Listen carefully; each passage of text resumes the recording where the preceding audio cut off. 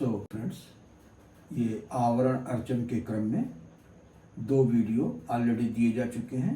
ये तीसरा वीडियो है। पहले वीडियो में हम लोगों ने सामान्य चर्चा किया। दूसरे वीडियो में प्रथम आवरण यानी भूपुर चक्र के अर्चन के बारे में एक प्रैक्टिकल डिमॉन्स्ट्रेशन जैसा रहा। और अब भूपुर चक्र के बाद द्वितीय आवरण की बात आती है। द्वितीय आवरण में 3 गोलाकार रेखाएं होती जिसको वृत्तत्रय चक्र कहते हैं। वृत्तत्रय चक्र, और ये पुरुषार्थ चतुष्टय को प्रदान करने वाला होता है। ये चक्र इतना महत्वपूर्ण है कि इसकी आराधना से चारों पुरुषार्थों की सिद्धि होती है, धर्म अर्थ काम।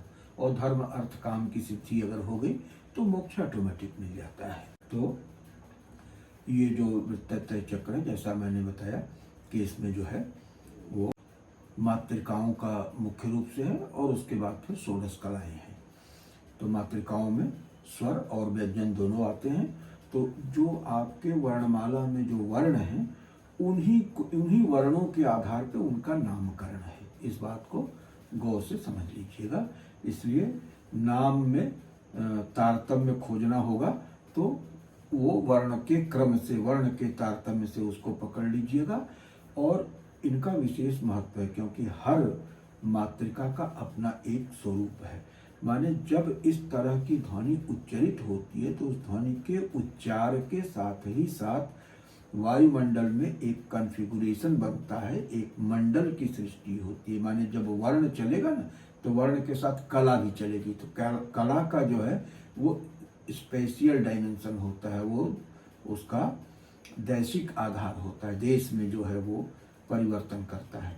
तो देश में जो परिवर्तन होता है उसी के चलते फिर तत्वों का उद्भव होता है। कला का ही अगला जो रूप है वो तत्व का है। और तत्व के बाद फिर कला तत्व के बाद भुवन। तो भुवन के स्तर पर पहुंच के वही चीज ठोस आकृति के रूप में आपके सामने हो जाती है। तो जो कहते हैं कि मंत्र से क्या होगा, तो मंत्र के मातृकाओं में ये शक्ति होती है कि उस तरह की ध्वनि के साथ साथ उस तरह के तत्वों का भी प्रक्षेपण जो है वो पराशक्ति के द्वारा किया जाता है। क्योंकि पराशक्ति और कोई नहीं है, परब्रह्म की, परशिव की शक्ति है।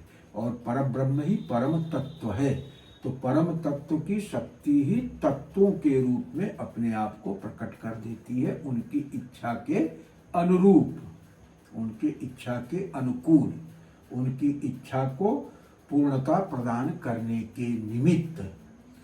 तो इस विज्ञान को समझना बहुत आवश्यक है। और जब आप इस चीज को समझ लेंगे तो वृत्तत्रय चक्र की आराधना उपासना का महत्व आपको समझ में आ जाएगा। ये इसका गूढ़ रहस्य है और ये आम तौर पे लोग इसकी तरफ ध्यान भी नहीं देते हैं। कोई शायद बताता भी नहीं, बहुत कम लोग हैं जिनको मालूम भी है। तो इसलिए हमें चूंकि गुरुदेव ने कृपा करके ये सारी चीज़ें डिटेल में समझाया है, तो मैं इन सारी चीज़ों को शेयर करके अपने आप को हल्का महसूस करता हूँ कि मैंने कुछ छुपा के नहीं रखा है। जो कुछ गुरुदेव ने मुझे उदारतापूर्वक कृपा पूर्वक दिया है उसको मैं श्रद्धालु जनों के साथ, जिज्ञासु जनों के साथ बिना किसी लाग लपेट के शेयर करता हूँ। मुझे उनकी आज्ञा भी मिली है इसके लिए। तो द्वितीय आवरण का अर्चन प्रारंभ करते हैं। ओम द्वितीयावरणम ओम ह्रीं श्रीं वृत्तत्रय चक्राय नमः। ओम ह्रीं श्रीं कालरात्रि मातृकायै नमः। ओम ह्रीं श्रीं खातिता मातृकायै नमः। ओम ह्रीं श्रीं गायत्री मातृकायै नमः। ओम ह्रीं श्रीं घंटा मातृकायै नमः। ओम ह्रीं श्रीं नारात्मिका मातृकायै नमः। ओम ह्रीं श्रीं चंडा मातृकायै नमः। ओम ह्रीं श्रीं छात्मिका मातृकायै नमः।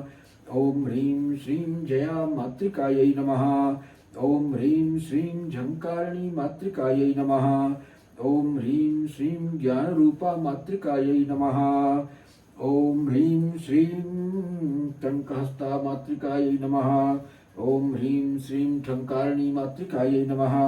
ओम ह्रीं श्रीं डकारिणी मातृकायै नमः। ओम ह्रीं श्रीं ढकारिणी मातृकायै नमः। ओम ह्रीं श्रीं नकारिणी मातृकायै नमः। ओम ह्रीं श्रीं तकारिणी मातृकायै नमः। ओम ह्रीं श्रीं थाणी मातृकायै नमः। ओम ह्रीं श्रीं दाक्षायणी मातृकायै नमः। ओम ह्रीं श्रीं धात्री मातृकायै नमः। ओम ह्रीं श्रीं नादा मातृकायै नमः। ओम ह्रीं श्रीं पार्वती मातृकायै नमः। ओम ह्रीं श्रीं फेत्कारिणी मातृकायै नमः। ओम ह्रीं श्रीं बंधिनी मातृकायै नमः। ओम ह्रीं श्रीं भद्रकाली मातृकायै नमः। ओम ह्रीं श्रीं माया मातृकायै नमः। ओम ह्रीं श्रीं श्री मातृकायै नमः। ओम ह्रीं श्रीं षण्ड मातृकायै नमः। ओम ह्रीं श्रीं सरस्वती मातृकायै नमः। ओम ह्रीं श्रीं हंस मातृकायै नमः। ओम ह्रीं श्रीं अमिता मातृकाम्बायै नमः। ओम ह्रीं श्रीं आकर्षणी मातृकाम्बायै नमः। ओम ह्रीं श्रीं इंद्राणी मातृकाम्बायै नमः। ओम ह्रीं श्रीं ईशानी मातृकाम्बायै नमः। ओम ह्रीं श्रीं उमा मातृकाम्बायै नमः। ओम ह्रीं श्रीं ऊर्ध्वकेशी मातृकाम्बायै नमः। ओम ह्रीं श्रीं रुद्रात्री मातृकाम्बायै नमः। ओम ह्रीं श्रीं रुद्रेश्वरी मातृकाम्बायै नमः। ओम ह्रीं श्रीं लिता मातृकाम्बायै नमः। ओम ह्रीं श्रीं लिका मातृकाम्बायै नमः। ओम ह्रीं श्रीं एकपादा मातृकाम्बायै नमः। ओम ह्रीं श्रीं ऐश्वरिका मातृकाम्बायै नमः। ओम ह्रीं श्रीं ओंकारात्मिका मातृकाम्बायै नमः। ओम ह्रीं श्रीं औकधा मातृकाम्बायै नमः। ओम ह्रीं श्रीं अंबिका मातृकाम्बायै नमः। ओम ह्रीं श्रीं अक्षरात्मिका मातृकाम्बायै नमः। ओम ह्रीं श्रीं कामेश्वरी नित्याकलायै नमः। ओम ह्रीं श्रीं भगमालिनी नित्याकलायै नमः। ओम ह्रीं श्रीं नित्यक्लिन्ना नित्याकलायै नमः। ओम ह्रीं श्रीं भेरुंडा नित्याकलायै नमः। ओम ह्रीं श्रीं बहनिवासिनी नित्याकलायै नमः। ओम ह्रीं श्रीं वज्रेश्वरी नित्याकलायै नमः। ओम ह्रीं श्रीं शिवदूती नित्याकलायै नमः। ओम ह्रीं श्रीं त्वरिता नित्याकलायै नमः। ओम ह्रीं श्रीं कुलसुंदरी नित्याकलायै नमः। ओम ह्रीं श्रीं विमला नित्याकलायै नमः। ओम ह्रीं श्रीं नीलपताका नित्याकलायै नमः। ओम ह्रीं श्रीं विजया नित्याकलायै नमः। ओम ह्रीं श्रीं सर्वमंगला नित्याकलायै नमः। ओम ह्रीं श्रीं ज्वालामालिनी नित्याकलायै नमः। ओम ह्रीं श्रीं विचित्रा नित्याकलायै नमः। ओम ह्रीं श्रीं श्री सुंदरी नित्याकलायै नमः। ओम ह्रीं श्रीं वित्तत्रय चक्रेश्वरी त्रिपुरेशिन्यै नमः। तो आप लोगों ने देखा कि वित्तत्रय चक्र में पहले जो व्यंजन वर्ण है उनसे संबंधित मातृकाओं का उल्लेख आया। उसके बाद स्वर वर्ण से संबंधित मातृकाओं का उल्लेख आया और उसके बाद षोडश नित्या कलाओं का उल्लेख आया। पूर्व में मैं बता चुका हूँ कि ये मातृकाएं हैं और मातृकाओं के उच्चारण के साथ तत्त वर्णों के उच्चारण के साथ ही उससे स्फोट होता है और जैसी मातृकाओं के स्वरूप की कल्पना की गई है, जब आप इनकी स्तुति प्रकरण में जाएंगे और ध्यान के श्लोकों को पढ़ेंगे तो आप पाएंगे कि हर मातृका का अपना स्वरूप है, अपना वर्ण है, अपना अस्त्र है, अपना शस्त्र है, अपना वाहन है। तो माने एक विशेष प्रकार की एनर्जी है। इस बात को स्पेसिफाई किया गया कि इस एनर्जी का नेचर क्या है, ये इसका डोमेन क्या है, ये मटेरियलाइज होगी तो इसका मटेरियलाइजेशन किस शेप में आएगा, किस तत्व के रूप में आएगा। तो ये सारा का सारा विज्ञान है और ध्वनि के साथ जो है वो तरंगें उठती हैं, वाइब्रेशंस आते हैं, फ्रीक्वेंसी रहती है, फ्रीक्वेंसी के आधार पे कलर डिसाइड होता है और कलर के आधार पे तत्व का स्वरूप डिसाइड होता है। यह इसका विज्ञान है। तो इसलिए जो है वृत्तत्रय चक्र को हम लोग विधिवत उपासना करते हैं। कुछ स्कूल ऑफ थॉट्स में ऐसा होता है कि वृत्तत्रय की गणना तो की जाती है लेकिन इसकी उपासना नहीं की जाती। लेकिन इसके महत्व को देखते हुए हमारी दक्षिणामूर्ति परंपरा में वृत्तत्रय चक्र की गणना भी होती है और उसकी विधिवत उपासना अर्चना भी होती है, जैसा कि मैंने करके आपको बताया।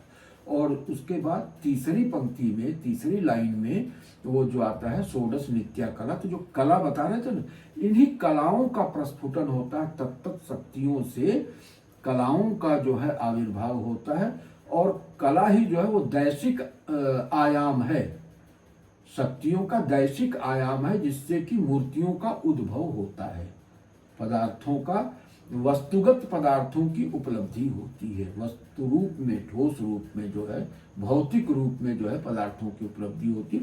तो उस उपलब्धि के पूर्वावस्था, जो सबसे सूक्ष्म अवस्था है, उसको कला कहते हैं। लेकिन वो स्पेशल डायमेंशन उसमें, दैशिक आयाम है उसमें। इसी दैशिक आयाम का और कंप्यूटराइजेशन फर्दर होता जाता है और अंत में भुवन की प्राप्ति होती है। तो ये इसका विज्ञान है वृत्तत्रय चक्र का। और इस वीडियो को मैं यहीं विराम देता हूँ और उसके बाद फिर तीसरे आवरण के बारे में हम लोग अगले वीडियो में चर्चा करेंगे। इन्हीं शब्दों के साथ ओम पूर्णमदः पूर्णमिदं पूर्णात् पूर्णमुदच्यते पूर्णस्य पूर्णमादाय पूर्णमेवावशिष्यते।